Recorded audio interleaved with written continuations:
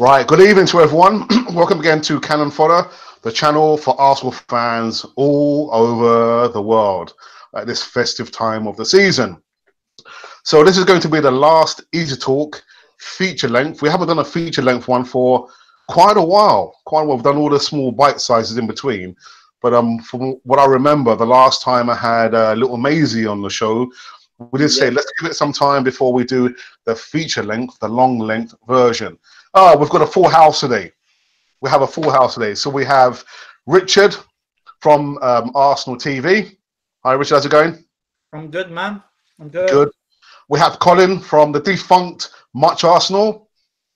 Hey, man. You all right? Not too bad. Not too bad. We have Mr. Fury. Fury, how's it going? Even, guys. Even. Good. We have LilMazy, one of the originals on the show. Yes. LilMazy, how's it going, man? Yeah, pretty good, man. You've been Nice good? one.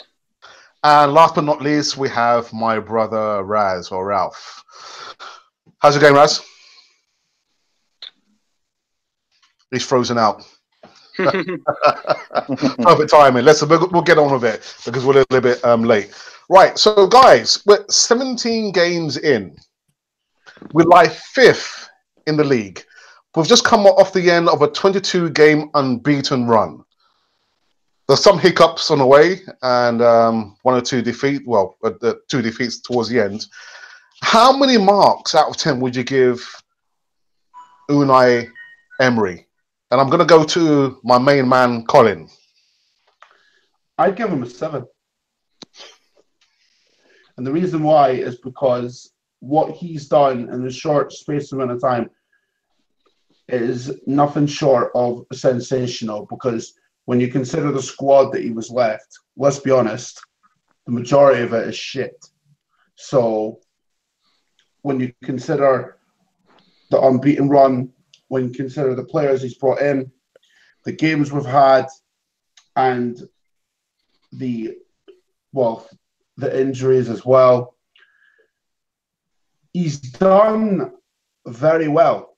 You know, no one expected him to come in and we'll just go on an unbeaten run. Well, if you don't listen to me, of course. But he has done very well. I'm very pleased with him. I can see what he's trying to do. He's trying to play this playing out from the back kind of style, which is good because all the top teams play this kind of style. But it's just a case of getting the right players in when he's given money to spend in the transfer window. And us as fans, we have to give him that time because this isn't going to be fixed overnight.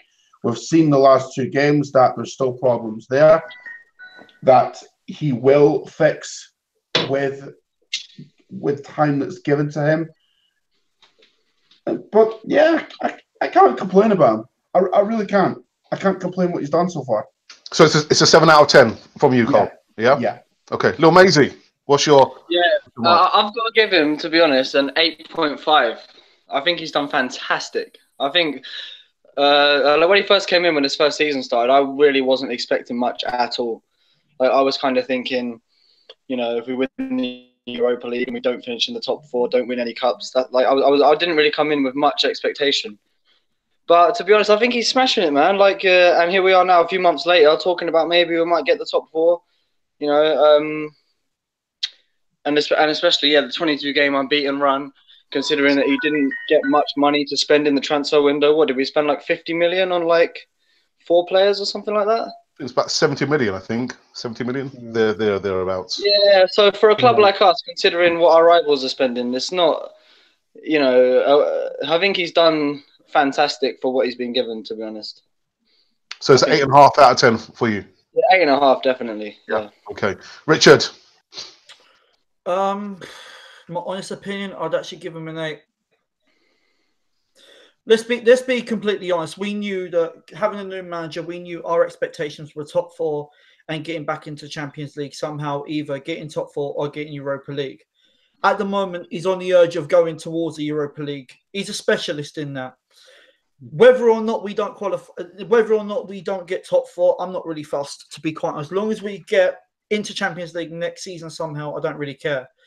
Emery, let's be honest, he came into the club with a bang average side. Some of the players were left by Arsene Wenger. And you can see a lot of the players last season, they wasn't playing for him. They wasn't playing for Arsene Wenger. But now you can see the determination, the fight from the players. But the last 2 games, in terms of Southampton and Spurs, that was the biggest letdown. I feel that the reason I was tempting to give him a 9, but because of some of the starting lineups that he's put out, having Xhaka in defence, I think is a bad move, because it's now putting Torreira off of his game as well. Because where Torreira and Xhaka have built such a balance and a bond in that midfield, now teams are now going to start to play along outside of us and down the flanks.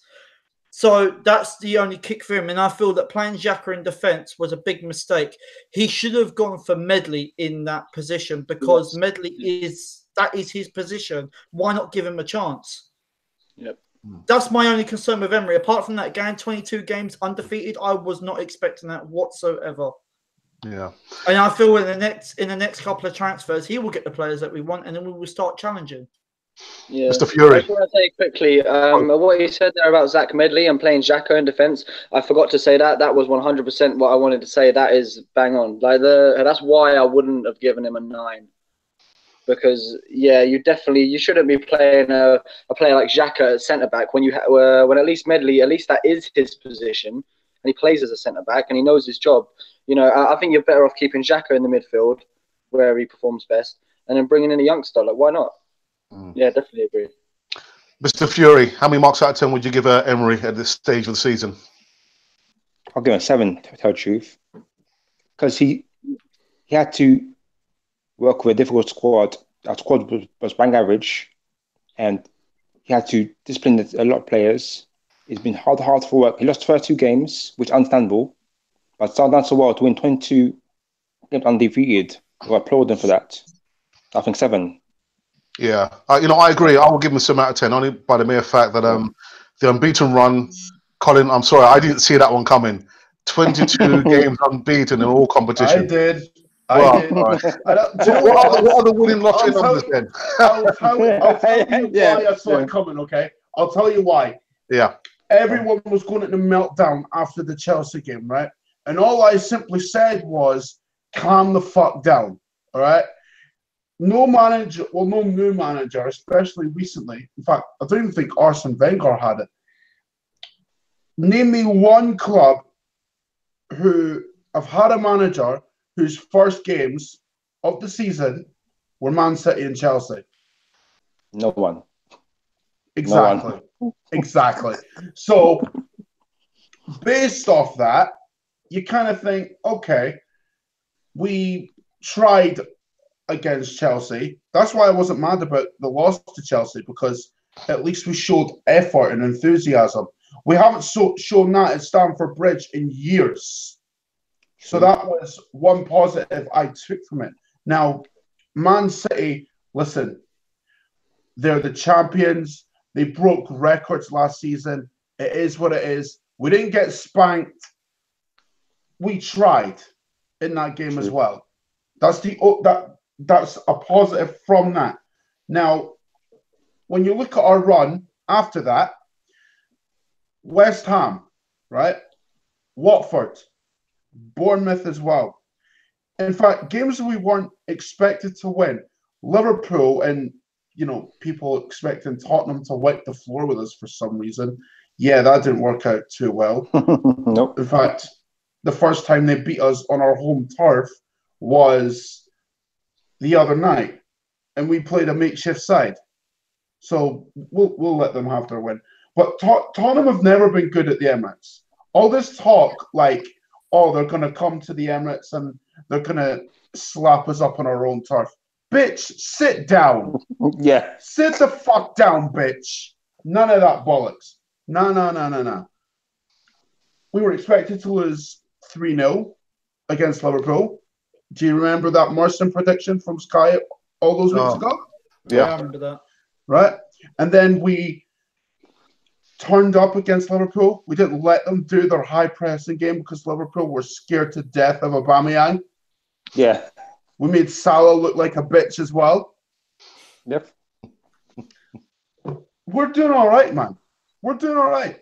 You know, I mean, no one really expected us to be within touching distance of the top 4 at this point of the season, did they? No one. No, well, but I didn't. Exactly. So yeah. The way I see it, we've improved. Our away form has improved, absolutely. Considering we got bantered off last season away from home all year. Yeah. Our home form has always been good. That's not changed. Granted, there's a couple of things done by the players that kind of make me question them just a tad. But that's more a reflection on the players, not the manager. All right. What people need to understand, this is going to be a long process, right? We're not going to be up there next year competing with Man City. That's not the aim here, all right? That's not the aim at all, okay? The aim is to gain stability over these next 2-3 years, keeping ourselves in the top 4, because the last 2 seasons, not only have we dropped out of the top 4, but our expectations of a club have dropped drastically. Big time. Right? And if Emery can build that up again, then he's doing a good job.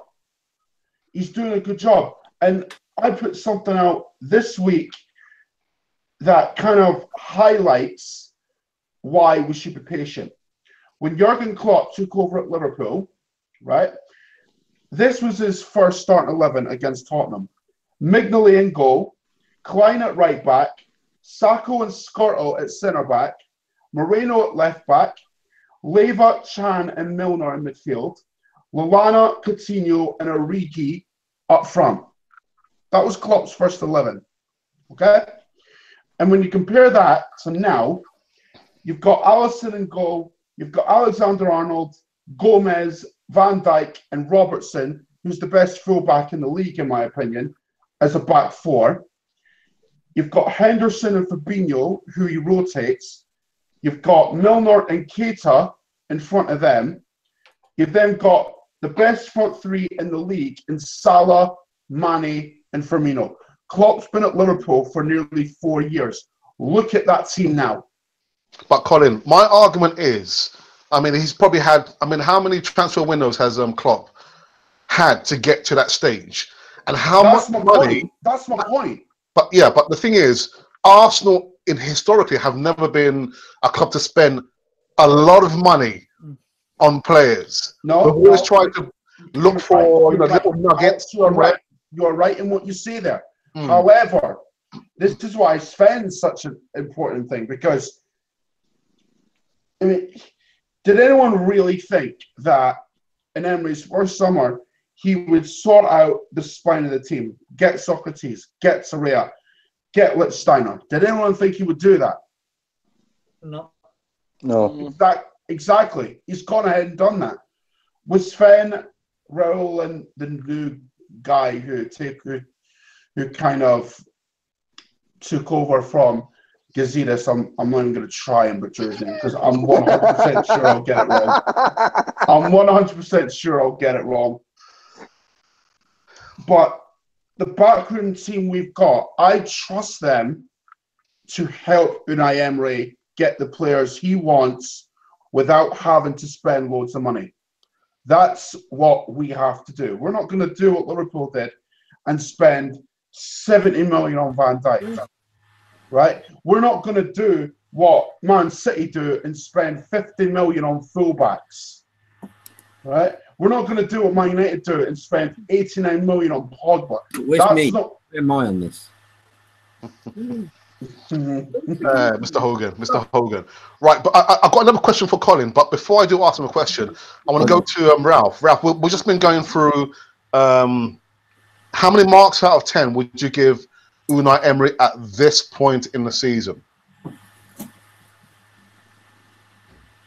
All right, sorry, I can just about hear you, but I think if it's the first question marks out of 10 for the season. Okay, I would give him a 7 purely because when the first 2 matches, when we had Chelsea and Man City came, I think we had a lot of expectation, but we knew that it's going to take a long time for us to get anything from those matches. I think with the Man City game, it was a very close game. We could have drawn it, but we didn't. We lost.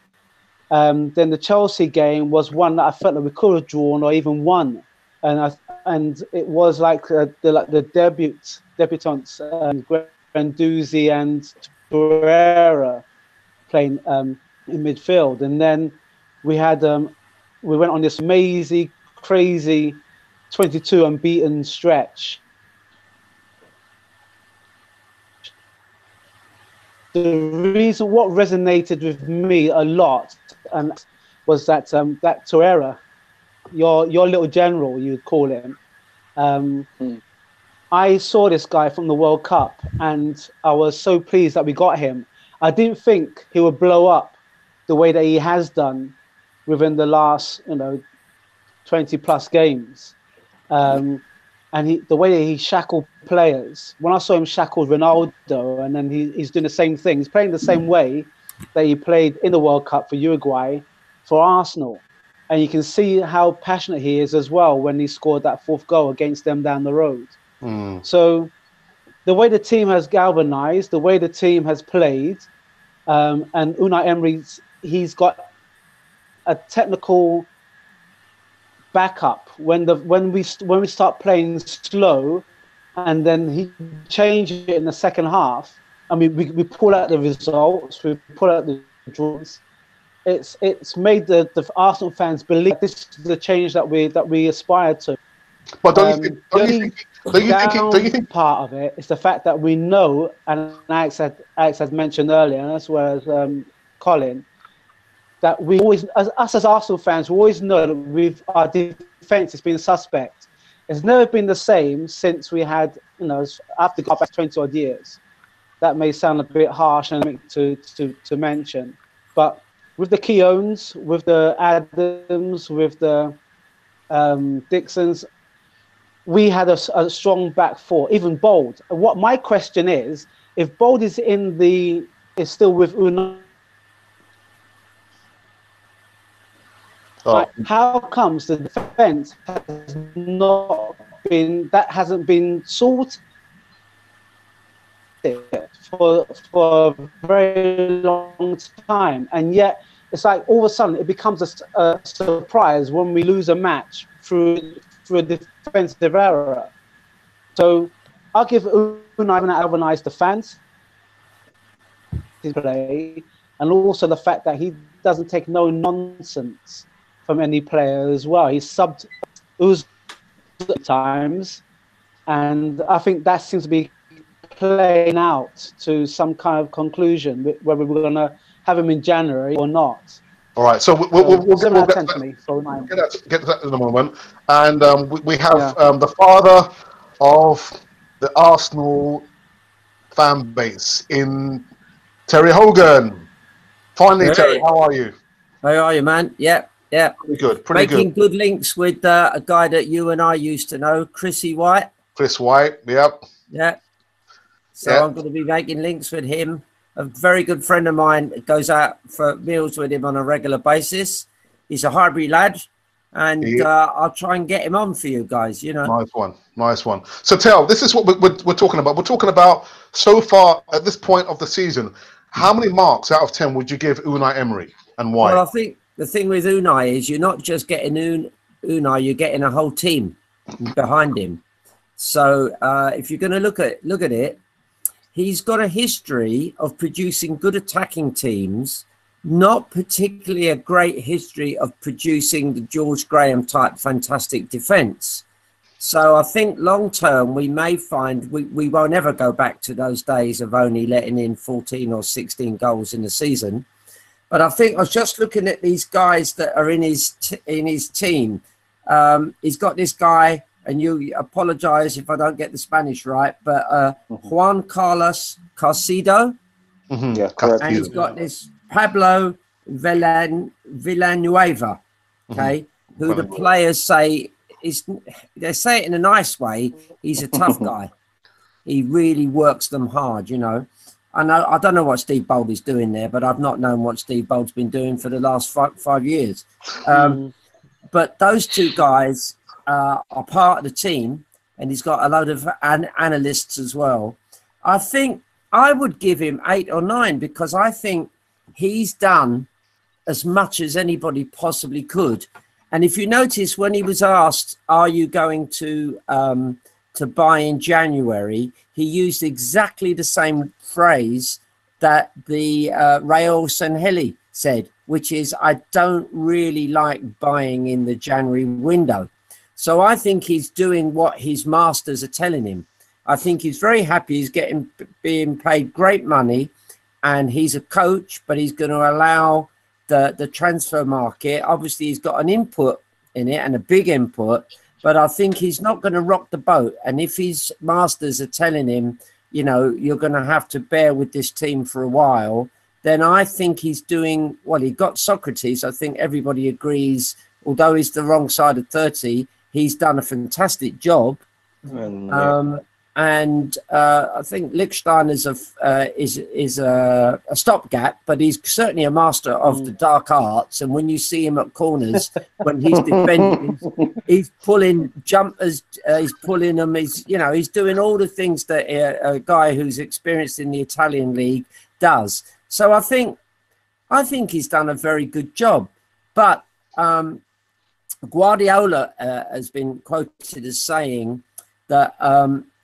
At the end of the day, whatever you do with tactics, if you haven't got players that are the equal of the opposition, you're not gonna win a match. So that's probably a simplification, because we've seen our team play better than the sort of sum of the component parts. But I think Emery has done a good job. I'm hoping he's in for the long term.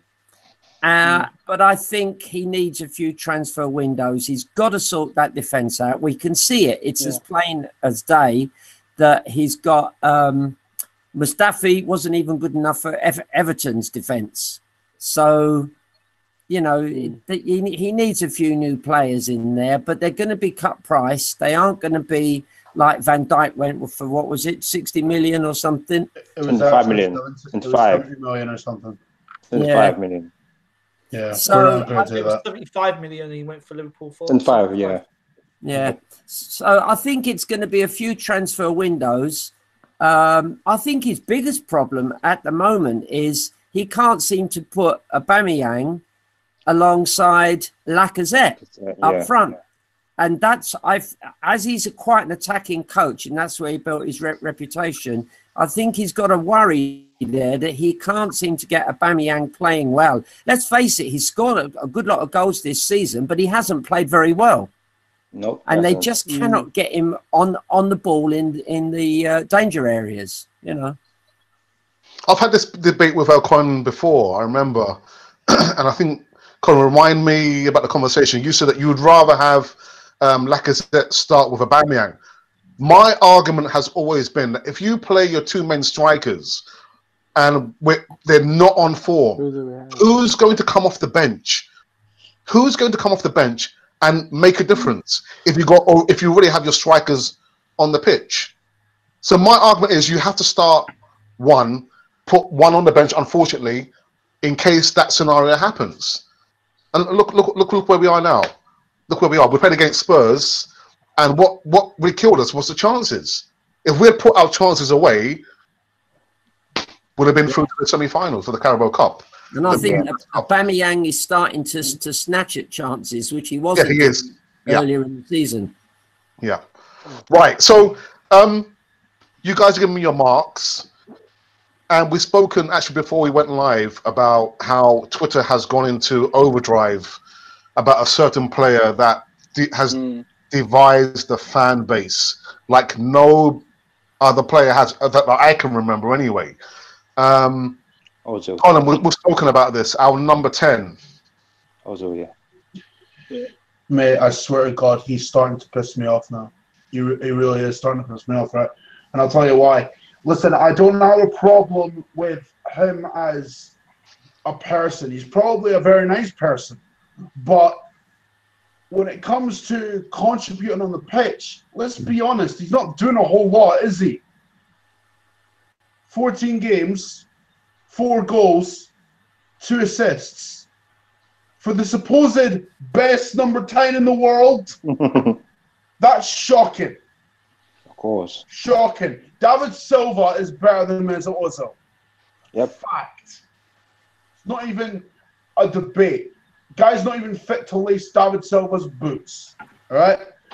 Now, the thing with Arsenal fans in general, right, they seem to overrate players they have a soft spot for. Listen, I have a soft spot for Mustafi, but I'm open in what his flaws are. I know he's got a mistake in him. I've seen it since Sampdoria, for Christ's sake. I'm not blind to it, right? I have a soft spot for Torreira, but when he has a bad game, I will say it. Luckily, he's had very few bad games this season. But Mesut Ozil, when it comes to our fan base, it seems like he's immune from criticism for whatever reason. But then why is that? Why is that? I swear to God, Alex, I do not have, I don't know. I honestly don't know, right? And these same people that worship the ground that Ozil walks on are the same people that will go and hide in when Alex Iwobi has a bad game. Now, I'm not, or has a good game, rather. I'm not saying that Alex Iwobi is anything special. Of course not. But Alex Iwobi has contributed more to this side than Mesut Ozil has. It's a fact. Yet I will sell Ozil. Yet the Ozil fanboys don't mention that. In fact, the funny thing is, when you have the balls to criticize Mesut Ozil, do you know what they do? They call you racist. Yeah. I've seen it. How is criticizing Mesut Ozil make you racist exactly? I mean, that's just Twitter, man. That's just where's the logic there? It's like there's a logic gap somewhere. I can't find it. No, it's not there. No. Okay. Good to know. But listen, Mesut Ozil, I don't mind him as a player, but the facts are he doesn't suit this team. He doesn't. I've been seeing it for years, right? Yeah. And one of my good friends, Lee Gunner, right? He's been saying this about Mesut Ozil for years, right? No one can say shit to Lee about that because he's had the same opinion about him the whole time. The whole time, right? Was I excited when we signed Mesut Ozil? Yes, but I'm disappointed in what he's contributed because if we're honest, he's contributed fuck all. True. Right? And people will say, oh, but he got us to FA Cup finals. Wait, what now? Can anyone name me one FA Cup semi-final where he's contributed? None. Yeah. Exactly. Can anyone name me any FA Cup final he's contributed? Nope. 0. Exactly. Aaron Ramsey's contributed more. Because Aaron Ramsey scored us what? 2 cup final winning goals? Yeah. Yep. Yet Ramsey gets coached 9 ways to Sunday because he's leaving. Yeah. LilMazy, what's your opinion on Mesut Ozil? Yeah, oh god, he stresses me out, man. Shall I go to somebody else then? You know, it's just so annoying because I feel like if we sell him, he'll go on to a great club and he'll perform fantastically, and we'll be like, oh, why did we sell him? But it just doesn't seem like he cares. Like I mean, half the time he's not playing because he's got a back injury or it's this or it's that or whatever.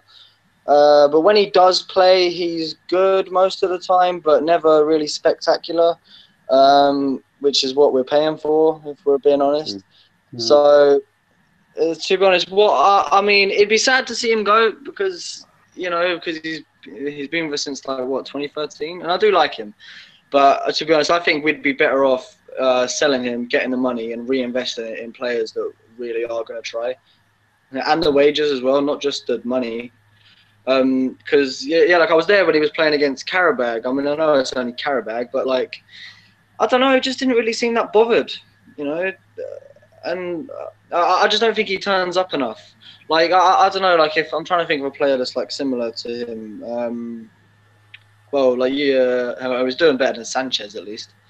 But, although there was one pass against Southampton that annoyed me, that stupid back heel that he did that cost us the fucking game. Oh, well, yeah. Richard, what's your opinion about Ozil? Do you know what? Do you know what? I don't know. It's one of those situations where you know that he can perform well on certain occasions. Look how he played when we played against Leicester. He played absolutely phenomenal. Yeah. But it's not. I'm looking at it in a different way. If we sell Ozil, and then if a contract is not going to be offered to Ramsey, then we're kind of screwed because Mkhitaryan hasn't been playing that great, to be fair, either. Shit. Alex Iwobi, he's dipped. His form has dipped in the past couple of games. The only thing is with Alex Iwobi, there is a difference. I feel that Alex Iwobi is not a type of player that can push us forward to go and win a league title because he hasn't got that product, that finishing touch that could win us a league. Whereas Ozil's completely different. He can, when he performs, he can take us to a league title. He's done it many occasions with Real Madrid. But I just feel he hasn't got the right players in front of him. I feel that he needs Lacazette and Aubameyang on together. And that's what Emery should do. Because playing one player is not right. It's not right because you can see how Lacazette and Aubameyang is together on the field. They've got such a good partnership. But they just need someone that's going to turn up in that number 10 role to produce the goods. No, I disagree with that. I disagree with that. People have been saying that about Mesut Ozil for years, right? The whole argument was, oh, Mesut Ozil is not doing well because he's got Giroud in front of him. Yeah. We've got Lacazette and Aubameyang. True. The two best strikers we've had in well over a decade. And Mesut Ozil is not thriving for whatever reason. I don't know. But the thing is, Mesut Ozil, and I'll keep saying it, he doesn't suit the side. He doesn't. He doesn't. He's the. But you know what? The way I'm looking at it now is in the past couple of games that he has played when he has. I would give him till the end of the season. If he doesn't still produce, and I would get rid of him in the summer. So the biggest example, actually, that you can point to that we don't need Mesut Ozil. Look how he played against Tottenham at the Emirates in the league. Did Mesut Ozil play in that game? No. No, he got dropped. No, and we spanked Tottenham 4-2. Of course, yeah. So, do we need Ozil? I would argue no. No. I don't need him, definitely. I don't think he fits into Emery's style. At its best, he's sublime, absolutely sublime. But he doesn't press. He's the opposite of whatever the opposite of press is. He never presses. He was responsible for that goal against Spurs during the week when he tried to dummy because he didn't want to take the Spurs player on. And he's the opposite of press. And, you know, if I was his manager, I'm sure Emery was furious. You know, he just let the ball go through him, tried to dummy the Spurs player, and Spurs went up the Arsenal end and scored. So I think long term, he's gone. I think they'll try and get money for him, even at this transfer window. But they're not going to say that to the press. And they're going to give it one last go. He'll probably play tomorrow, and they'll probably give it one last go and see if somehow he can sit just behind both strikers, maybe play both strikers tomorrow, and see if he can set things up. But he definitely doesn't press. And I don't think in Emery's style, he's got space for a player that doesn't press. Would you play him tomorrow, Terry? Yes, I might actually. I'll tell you why. Burnley are going to put 10 men behind the ball. True. And he just might be the guy that can find the space. And if we have 2 strikers playing off him, yeah, I think I'd give him a go tomorrow. Raz, what's your opinion about the number 10, Mesut Ozil? Wow. Well, like LilMazy said, I mean, when he first came to the club, I must admit, I didn't really check for Ozil when he was playing for Real Madrid. I always thought that he was like a really like frail kind of player, but he was a player that played with other really good players, so it made him look good. True. This is the Premiership, and the Premiership is unforgiving. And he's been with us like what 5 seasons now. 4 years, yeah. And like Colin said, I can't remember a time when Ozil came on the pitch and said, "Right, this is my game. Dictate it, spray the balls." I mean, within the last maybe 2 seasons, he may have been like maybe the highest player for passing rate and everything. But there's no real end product. You don't go away with a feeling of, you know what, it was Ozil who took us there. You know what I mean? For the amount of money that he's getting, and he's meant to be box office. This guy's box office. We're paying him 350 grand a week. Now, regardless of whether it's a back spasm, whether it's not the right game for him to play, because he was omitted from about 2 matches, wasn't he? To me, as far as I'm concerned, if you're fit and you are, my God, I'm getting a bit angry, but I'm trying to slow it down a little bit. Let it up, man. Let it up. If you are earning, you'd be busting the gut. Now, there's one player I don't like. He used to play for them down the road, but he plays for Real Madrid, and he's won 2 Champions League. He came in last season, off the bench, and he scored 2 goals that won Real Madrid the Champions League. Yeah? To me, Ozil is not that kind of player. All right, so if he's not that kind of player, then what player is he? If he doesn't play with players who are his standard, then he's got to teach them the way that he wants to put the ball for them. He's got to be doing something. There's got to be something that he's got to be doing. Otherwise, we've got to sell him. Of course. We've got to sell him. And like I said, I've got nothing against the guy, but we are a team now in transition that we need players to start stepping up. You've got a youngster, Torreira and Guendouzi. Guendouzi is 19. And as far as I'm aware, all right, he may be a bit naive in certain areas, but he moves the ball forward. Xhaka, we was all cursing Xhaka last season. Now look at him. You can't be telling me that Ozil can't be saying to his guy or thinking, you know what, these youngsters they're putting me to shame. You know what I mean? I'm box office and I'm here with a back spasm. Allegedly. You know what I mean? Right. So I think we've gone beyond that time for him to step up. Right, so let's get into the chat. There's a couple of comments, quite a few comments here in the chat. One from Ryan77. Good evening, Ryan. And he says, what winger and centre back could we realistically sign? And that goes out to Terry Hogan. So which centre back and winger do you think? Well, they're obviously very keen on finding a deal to maybe take Dembele on loan. And interestingly enough, tonight, I just happened to Google the best 2-footed wingers currently playing, and he came out as top. He's the best 2-footed winger in the world, and obviously Mislintat likes him. But whether they could do some kind of a loan deal, that's the only way I can see it working, and maybe offload some other players. Centre back, I was raving for years about Van Dijk because Celtic is my second team, and he played a blinder up in Celtic year after year, and Arsenal didn't fancy him. So centre back now, there isn't anybody around really. There's the guy Godan who plays for Atletico, Godin. Godin. Yeah. He's good. He's good.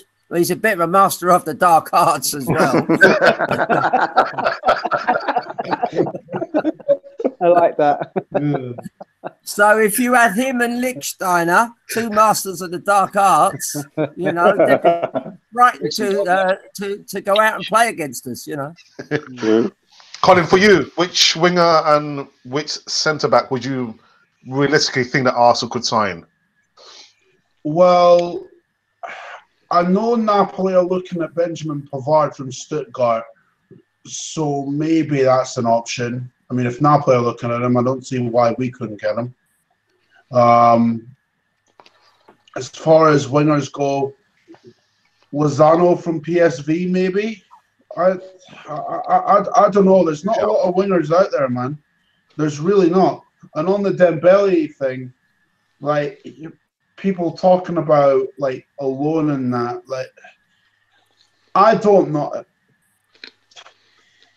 I know he's having trouble with Barcelona and like not turning up to training and whatnot. In fact, Barcelona even banned him from turning off his phone. But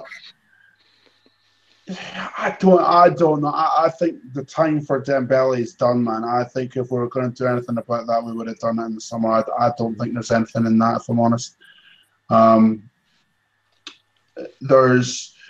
We could try and get Malcolm from Barcelona, maybe that could be a cheap option.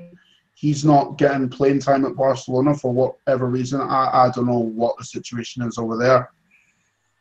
But when you're looking at the centre backs and wingers, there's not an awful lot out there, man. There's really not. And especially when you consider, you know, what we are working with. Because, listen, we don't know what kind of money Emery's got to spend in January. I mean, because Solskjaer at Man United, he's been told by Ed Woodward and that he's been given 50 million to spend in January.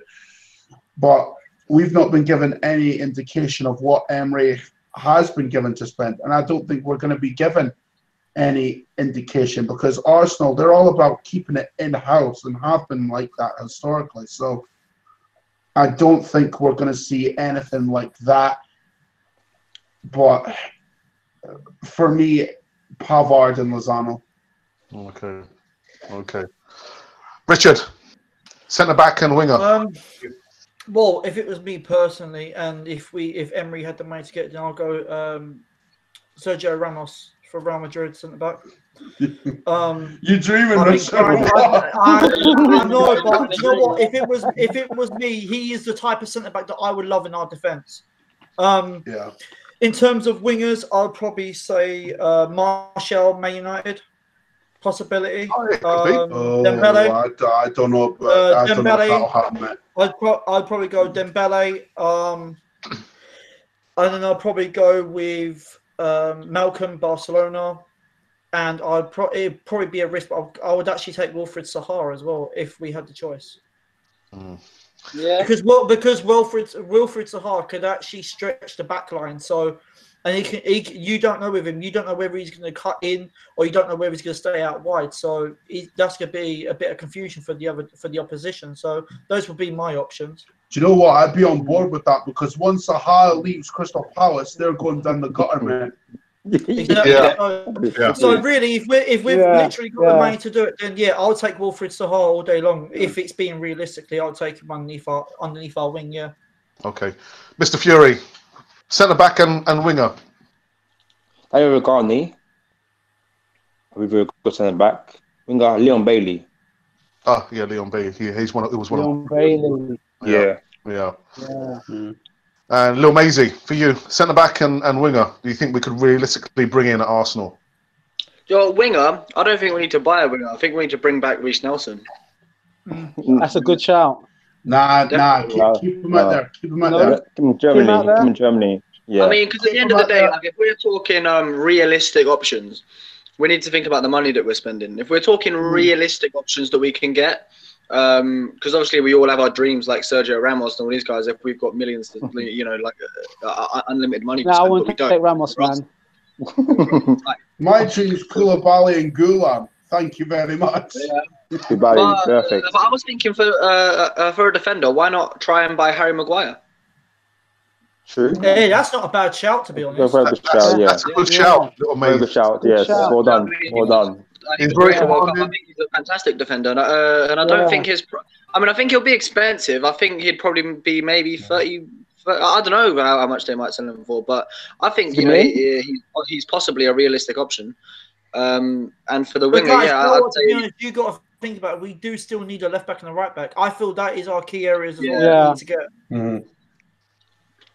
What, left So back? it's not really. So it's not really much the wingers and the centre back. You got to think about fullbacks as well, because I can see probably Nacho Monreal probably leaving soon because he's in his 30s, so he'll probably be leaving. So we need to bring in another left back. And do you know what? To be honest, Kolasinac, he's not really much of a left back. He's more of a left wing back. If you're going to put it that way, he doesn't really suit the back four. So those are the other areas that I think we need as well. Thing is, though, with the system we play, Richard, the fullbacks play as wing backs anyway. Yeah, exactly. Yeah. But if that's how Emery wants to do it, Bellerin and Kolasinac this season have been more used as wing backs than they have been fullbacks, because the thing with Bellerin and Kolasinac, notice how when games start they're higher up than fullbacks should be, and like that's the one thing I would say. But listen, you're right in the sense that we need to look at that, but Emery is going to have to look at the squad first and foremost, and he's going to have to know how much money he's got, and that brings it back to my original point. We don't know how much Emery's got. No, like I've actually heard there is a rumor that apparently he's got £100 million to spend in January. Whether or not that's true, I don't know. Perfect. Richard, where did you hear this? Because I'm very You got an insider. I'm very, very skeptical. Perfect. But if it's 100, I don't know if it's just a rumor, but that's what I read. That apparently he's going to have £100 million to spend in January. Whether or not it's true, I don't know. Where did you read it? If I can find it, I'll share it on Twitter. To be honest, he's probably got 100 grand to spend. Doesn't have 100 million. It's more in the regions of 40 million. That's what I've heard. 40 million. 100 million. I've not heard that. That's not going to get you a whole lot then. It's 40 not. million. He's got offload players in as well. I mean, well, to be fair, we can't really afford to offload any players in January because we need everybody for the rest of the season. That is, unless we're buying players that can replace said players that we're selling. I don't know. I don't know. If it's 40 million, that's not a whole lot. And the team's going to have, well, the backroom team are going to have their work cut out for them because, listen, clubs sell for a high price anyway, but in January it's a whole different level. It's actually more expensive. Like, because take last season, Southampton knew that Liverpool wanted Van Dijk. They're like, okay, 75 million. You know? So we're going to have our work cut out for us if all we've got is 40 million, lads. Okay. And then just back in the chat again, we've got Ryan from Mr. Arsenal Podcast. Good evening, Ryan. And he says, sell Ozil and get Fekir. Yeah, Fekir. Yeah. That's a good shout as well. I would actually bring Isco as well, actually, to be fair. Yeah, I heard they were trying to get Isco. Yeah. Yeah, apparently in the swap deal, I heard. Yeah. Perfect. I like Isco. Really good. I do. Right, so guys, what about the positives? What are the positive things that's happened so far in the season for you? Can you name things? The substitutions. The substitutions. It's so effective. And the away form improving. The away form improving. Of course, yeah, definitely. Right, anybody else? I say the youngsters, Torreira is a definite positive. He's a legend. Young general. Yeah, of course, yes. Yeah. Man's the white canty man. I keep telling people that. I'm telling you, man. I'm telling you. You know what, guys? There's one positive that I can think of on this whole team at the moment, and that is that Emery real is giving us, real deal. Emery has actually given us a passion, and he's given us a desire. He's actually given us a direction of which way he wants to go. 100%. Arsene Wenger didn't really much give us a direction, and that's zero. And the other positive that I like about Emery is that he's constantly on his feet during the game. He's never hardly sitting down. If he knows that the plan is going the way he wants it, then he'll sit down. But he's constantly on the field, even though we're down, say 3-2. Even when he was playing against Tottenham, he was urging them forward to keep going and just stay focused. And that's what I like. Arsene Wenger didn't give us that at all. Yeah. No. Terry. Yeah. I've got a question for you. Yeah. Because we know that Unai Emery, his in-game management is absolutely fantastic. I mean, it's nothing compared to Arsene Wenger. But do you think sometimes there's a tendency for him to change the formation and tinker just a little bit too much? No, I don't actually. It's so refreshing after Wenger sitting there on his backside and we're all screaming at him. I think it's great. I think he does make mistakes, and anybody would, but he keeps going and he keeps trying and he keeps thinking, maybe I could try that. I think there'll be less. I think it will be fewer and fewer once he gets the players to understand his system. Every time he's been interviewed in the last week or two, he's talked about it will take time for the players to fully understand the system, but he's happy with their progress so far. So I think he's looking long-term, but I love the way he changes things around, and he'll take off Ozil or he'll take off, a big-name player because he's in charge and it's his neck that's on the line. Whereas Wenger had players that he would never take off. So it doesn't do the players any harm to be thinking, well, if I'm not really doing it on the pitch, I'm going to be oiked off. So no, I think we'll see in a season's time, he won't be chopping and changing quite so much. But no harm now. Keep it going, keep chopping and changing. Solve all the problems you've got. Figure out how you can get, Aubameyang and Lacazette to work on the same pitch at the same time, and he will be chopping and changing. But I think we should support him in that, because at least he's thinking and he's trying things out, and he's always talking to his right-hand man, and they're having a chat about maybe try that, and it makes it exciting to watch, because we're all doing that in the stand. We're all looking at who's on the subs bench, and he's doing the same. He's thinking, maybe if I take this guy off and pull the central midfielders wide. And I saw when Iwobi gets the ball, I've seen him so often scream at him, run, vertical, straight, don't go inside, go. He wants to stretch the pitch as wide as possible. So I like that, and I'll leave him with it. If he wants to keep chopping and changing it, I wouldn't call him a tinker man at all. I'd say keep going, All right, so just go back quick into the chat, because I've got a question for LilMazy. But Ryan here in the chat says the players are actually playing for the coach and all look happy. Also, I put a shout for Torreira to be nominated, if not PFA Young Player of the Year. And then he also says that also Emery has given us fans hope, in capital letters. LilMazy, you gave me marks at 10, 8.5, I think. What would it take for you to give him 10 out of 10? What would he need to do? Top 4. Well, to be honest, because you can't give any higher rating than a 10, to get a 10, he'd have to, win the league. He'd have to absolutely pull a blinder. But so that's why I could never give him 10 unless he does that. But like an 8.5, to improve to a 9 or a 9.5, the only things he's been amazing for the most part. But the only things that I, sometimes don't like is recently the playing Xhaka at centre back. That's an absolute no for me. Same here. And although sometimes, I'm like a lot of the time, his substitutions and his changes are right. That's what's really refreshing. He's making subs at half time. He's making subs before the 70th minute.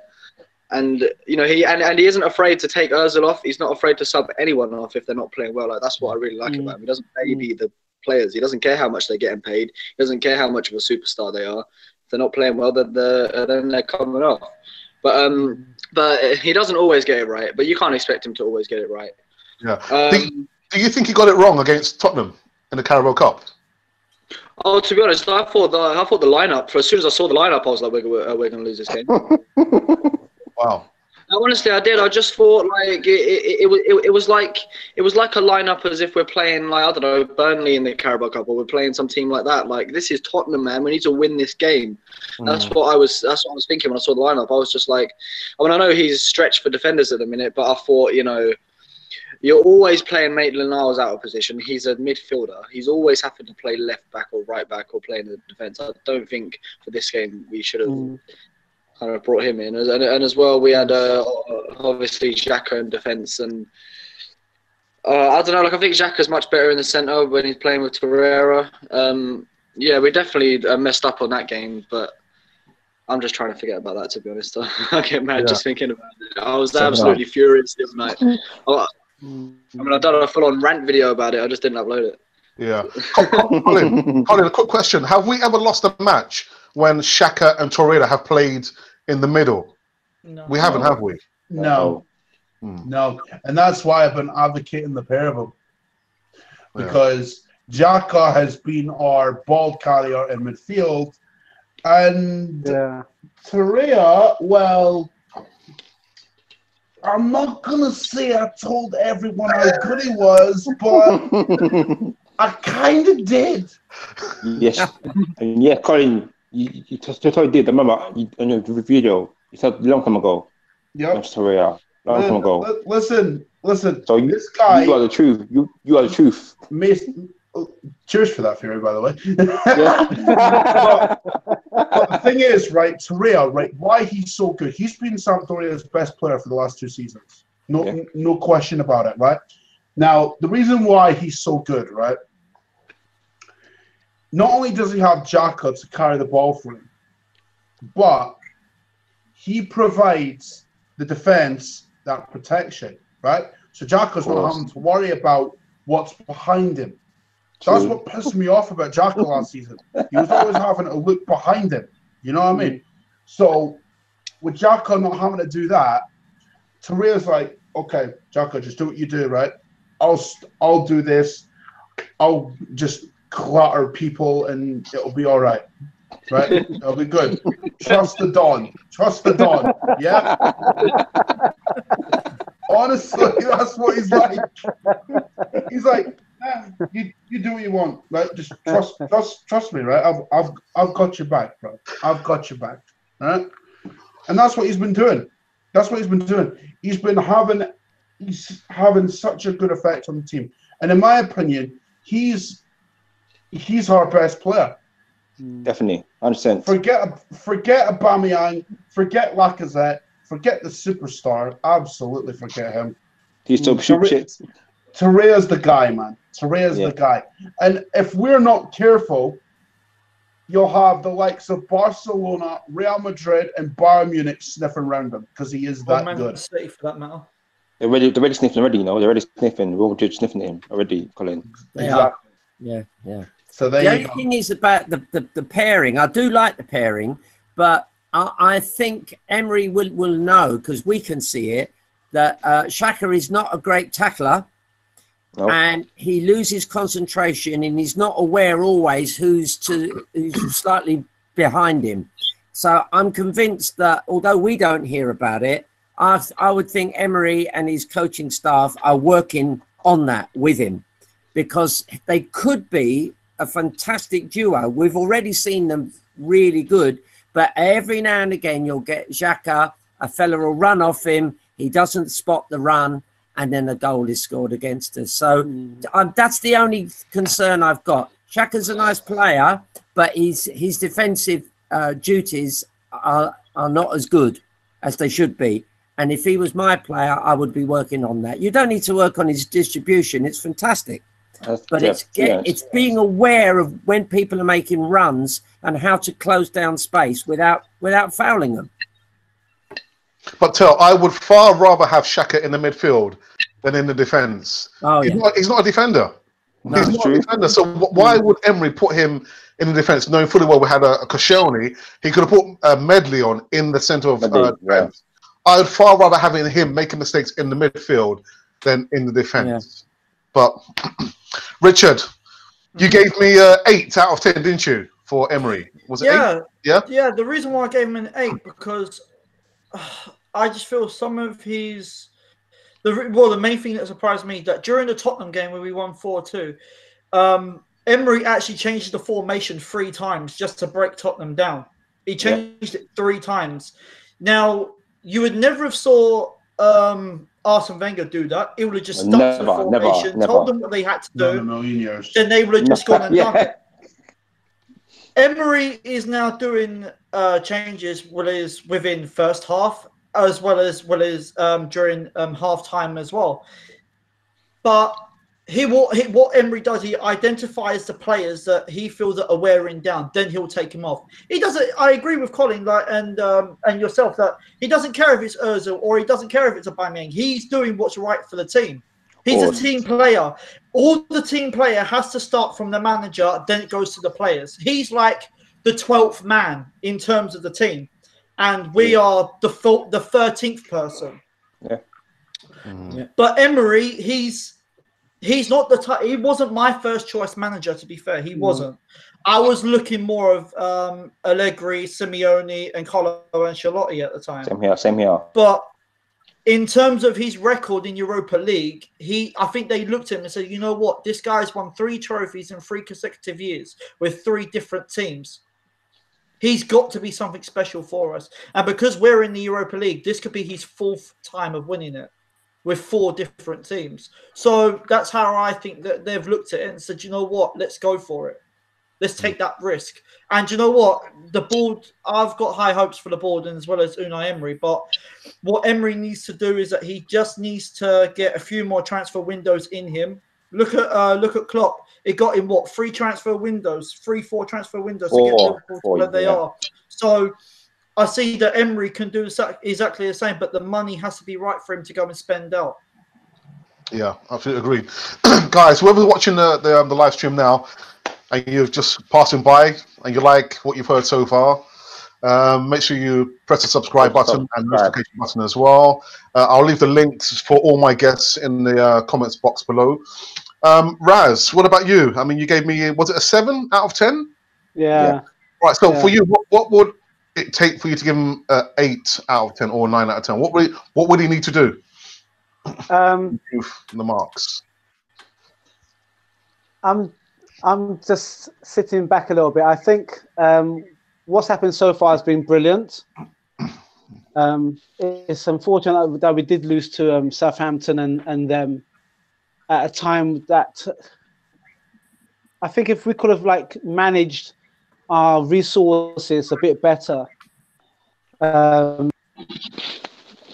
Hogan was our main defender.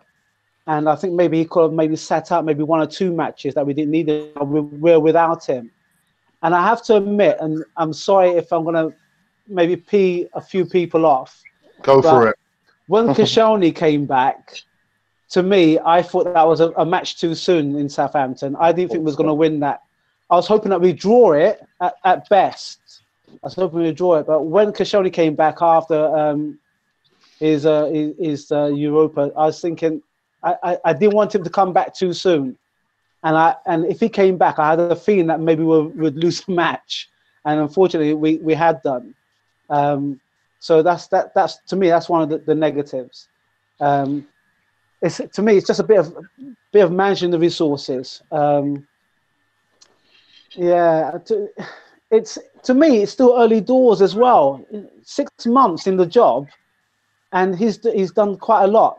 Brilliant. Considering, when you think about Arsene Wenger leaving and somebody having to step into the psyche of Arsenal and to try and transform it, literally transform it. If you remember, the fans were fighting among themselves. There's all sorts of negativity on social media as well. Well, it still is. You had a few players who felt they were prima donnas. There still is negativity on Twitter. There still is there. Thing is, I think we've done well. When you think that Man United have never fully replaced Alex Ferguson, we've done well. When you think how long Wenger was there to get a guy in that seems to be doing a really good job of it. You know, yes, it's going to take him a year or two, but I wouldn't. I would say he's done a good job. A very good job. He's got to learn about the English game. It's much more physical than what he's used to. We're going down with injuries, all that kind of stuff. The heavy pitches, you know, people like Ozil who won't go north of Watford if it's a bit cold. Thank you, Terry. But listen, that's what I'm saying as well. That's what I'm saying as well. It's the fact that we've got players from the Wenger years there. You know, what do you do with the Carl Jenkinsons? What do you do with Aaron Ramsey? No, I mean, I could do this let Jenkinson run out his contract. You know what I mean? It expires at the end of the year anyway. You know what I mean? He's going to go on the free. He's going to go on the free. If we're going to let go of Ozil, we have to ship him in order to get some money in, so we can have the. I was thinking about this one player I put down. Koulibaly could come in possibly, but again, it's big money. Malcolm is big money. Dembele is big money. It's down to the board as well. The board's got to support him. The board's got to say, look, you know what? Actually, he's done this bit 6 months down the line with a bit more money, a bit more resources. He can probably take us into challenging for next season's Premiership, and then hopefully staying in the top 4, so we can actually have a go at the Champions League. So that'd be my 8. If he can manage the resources, get rid of some of the high price tag players who's not performing, and like Terry was saying, understanding that the Premiership is unforgiving. I think he understands that, but there's just 1 or 2 bits that he needs to tweak, and then I reckon that he'll convince me an 8 to a 9 possibly. But guys, don't we have 1 or 2 youth players that we could blood in to save us spending millions of pounds? Yeah. Don't we have 1 or 2 starlets that can come through? Yeah, we've got Smith Rowe, innit? Smith Rowe. Yeah. Maitland-Niles. I know he played shotgun the other night, but he's out of position. Honestly, the amount of people that have been cussing him off is ridiculous. And Saka. Yeah, Saka. Yeah, Saka. See, yeah. Bro. Lads, what about this? Would you sell Saka and get 4 miles instead? 4 miles. No. I'd rather we keep the pair of them, if I'm honest. Yeah, I agree. Listen, there's a question in the chat. What? Oh. Look at this. Guys, can you hear me? Yeah. Sorry. Yeah. There's a question in the chat. It says, "What do we do about the Koscielny, seeing that he's still not ready and seems to be getting worse?" Sell him. Yes. So. Okay. All right. And another comment here from Ryan, and he says, "To Raz, embrace." Oh, hang on. What's he say? He says, wait a second. Embrace the dark arts, is it? Embrace the dark side, Raz. I think he's referring to you getting angry. Let loose. Let loose. Some girl. Listen, when I actually know this, when I was a defender playing football down Hackney Marsh is a place where you do learn the dark arts of football as well. You know what I mean? So I know where Terry's coming from. I think our team needs to be a bit hard as well. Yeah. Absolutely. Sorry, say again. And Terry, regarding Steve Bold got applied for a job in China, but didn't get the job at all. So maybe he wants to leave Emery's team. Well, the sooner he goes, the better, because I can't see what kind of value he adds to the coaching. Not at all. Yeah. Do you know what, guys? I can only actually think 3 of the Arsenal players that I reckon will actually get into the Man City and Liverpool team that we've currently got. So yeah. And the three players are Xhaka, Torreira, and Socrates. Socrates, I'm not too sure about. Even though he's been brilliant, Man City have Laporta and Stones. Well, I'm being funny. I know Xhaka, for one, would get into the Liverpool team because Henderson hasn't been playing that great. Yeah, true. Even though Henderson is their captain, but he hasn't been playing that great. Milner's been playing better than him. Yeah. So I reckon Torreira will get definitely into Liverpool and Man City. Oh yeah, definitely. Torreira would get into any top 6. Yeah, definitely. Yeah. This is why we need to extend Torreira's contract. Of course, because he's lost earner in Arsenal. To give him a new contract. How long is he signed for Arsenal, Torreira? 3 years. I think it's about 2-3 years. Years.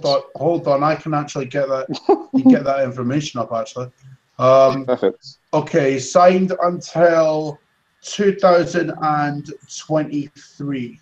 Oh, so 3 years. So 5 years. 5 years. Oh, 5 years. So I think let's increase his wage. I think because Rowe didn't want him and Barca give him more money. Wow! Oh my goodness, he's worth it. 5 years. He's worth it. Right, guys. Unless there's anything else you want to talk about, I'm going to wrap up this feature-length version of Easy. Who's glad about Mourinho?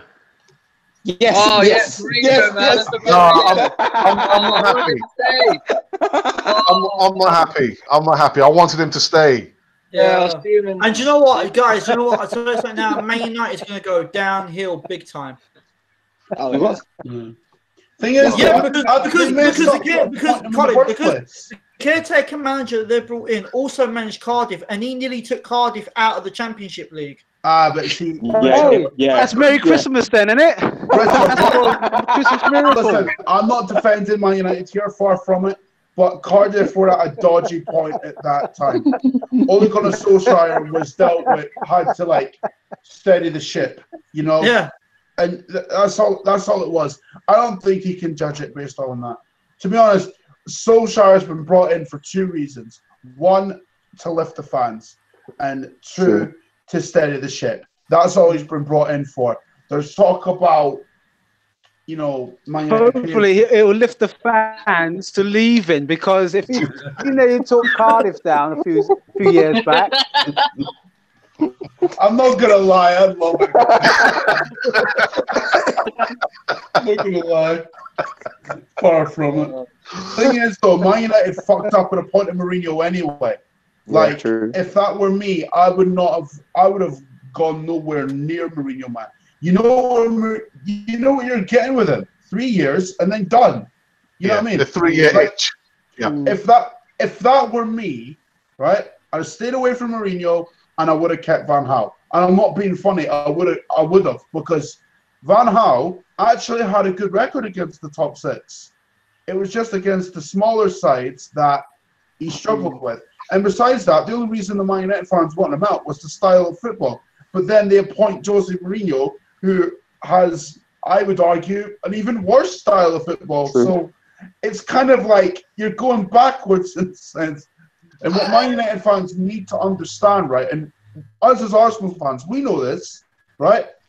Gone are the days of beautiful football and no one can touch it, right? In fact, Man City, while they do play good football, right, do they have it their own way all the time? No. Nope. No. Those days are gone, man. And Man United fans need to get that into their heads. How about you stick with... okay.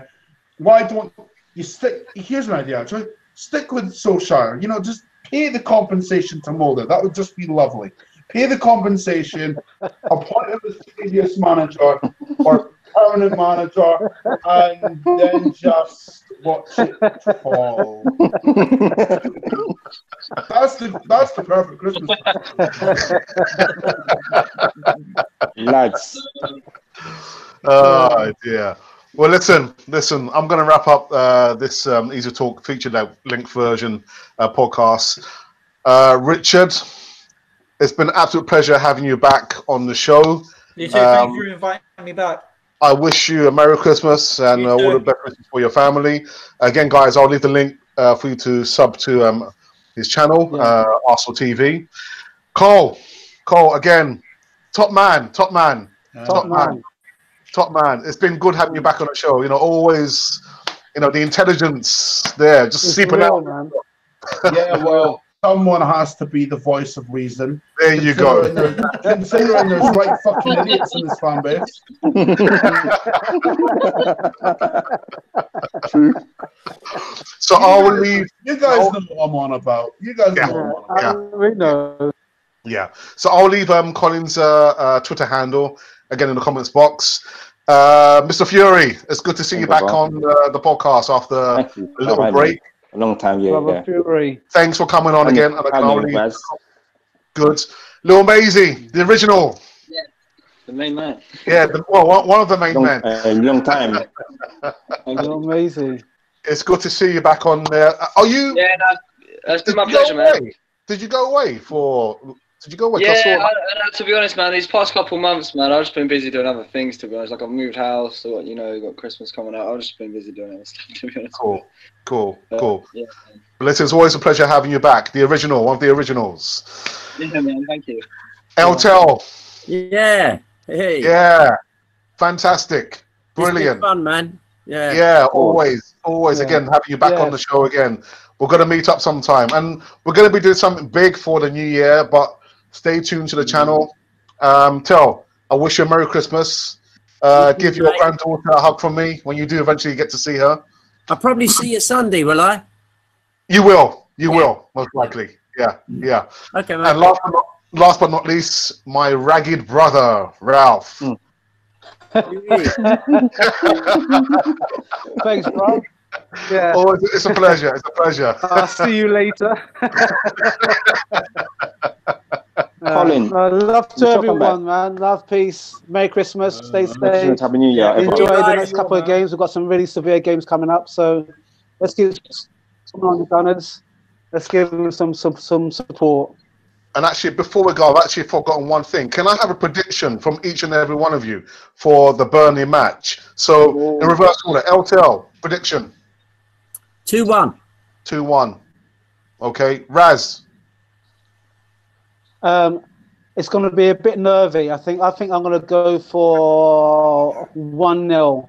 1-0 win. 1-0. LilMazy. 3-1. 3-1. Mr. Fury. 2-1. 2-1. Yeah. Because Colin, the voice of reason. We all see it all the time. Depends what 11 we put out, really, doesn't it? Good point. I know is Mustafi available or not?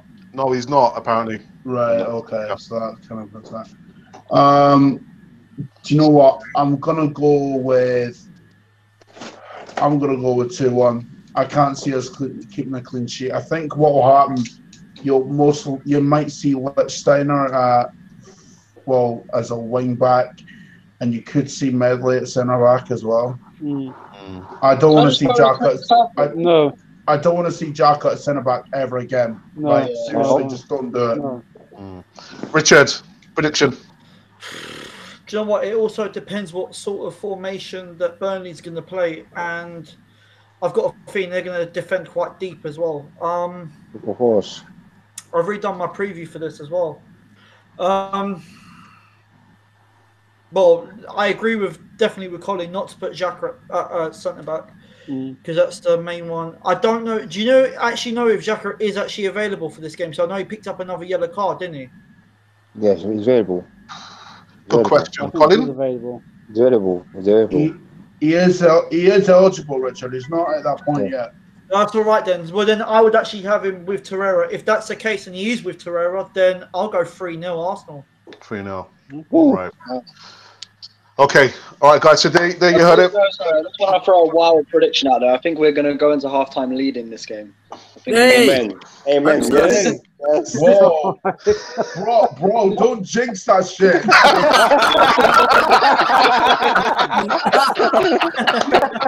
Don't jinx that, brother.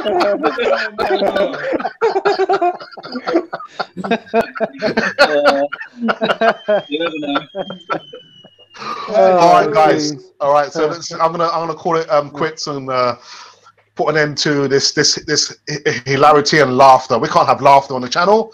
But listen, to all my hosts. We're allowed to laugh as us. Why not? Yes, you are. Yes, you are. Yeah.